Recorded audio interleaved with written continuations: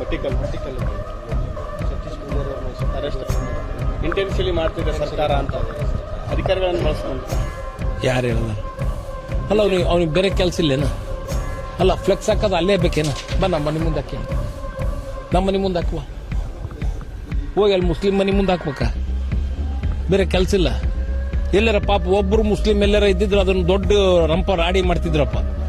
ಯಾರ ಒಬ್ಬರ ಮುಸ್ಲಿಮ್ಸು ಅಲ್ಲಿ ಒಬ್ರು ಇಲ್ಲ. ಇವ್ರು ಕಾಯ್ತದಾರ ಅಲ್ಲಿ ಮುಸ್ಲಿಮ್ಸ್ ಬರ್ಲಿ ಅಂತ. ಇದು ಬೇಕಾ? ಬನ್ಲಿ ನಮ್ಮ ಪಾರ್ಕ್ ಯಾಕೆ ಹೇಳಿ, ಈ ಕಡೆ ಯಾಕೆ? ಅಲ್ಲ ನೀನ್ ಹೇಳಪ್ಪ.